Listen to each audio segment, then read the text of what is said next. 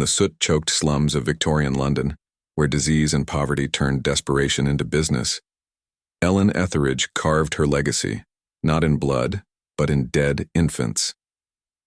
She wasn't the kind of killer you'd notice in a crowd.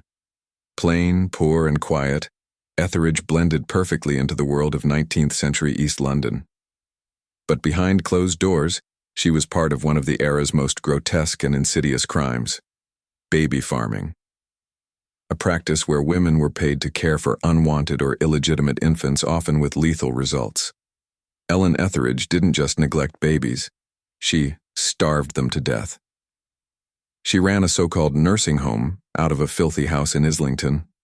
Women, often maids, widows, or young girls ruined by scandal, would pay her to take in their illegitimate children, trusting her to feed and care for them.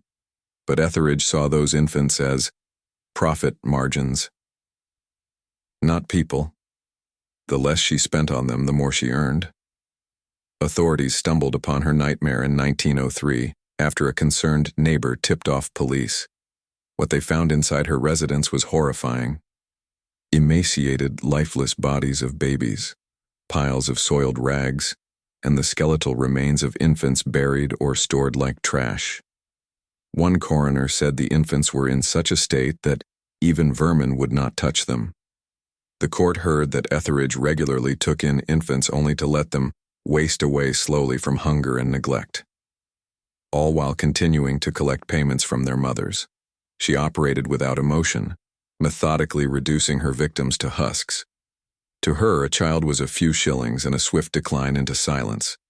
She was convicted of a manslaughter, not murder, a leniency that reflects more on Victorian attitudes toward the poor and illegitimate than it does on justice.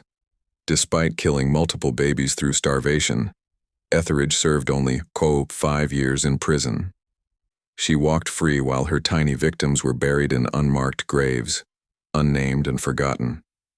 Ellen Etheridge may not have had the infamy of Jack the Ripper or the notoriety of later serial killers, but make no mistake, she was a cold, calculated executioner of the helpless. Her case helped usher in reforms to child care laws and the crackdown on baby farming. But it came too late for the children she left to die in the dark. She didn't use a knife. She didn't spill blood. She weaponized neglect and killed by doing nothing at all.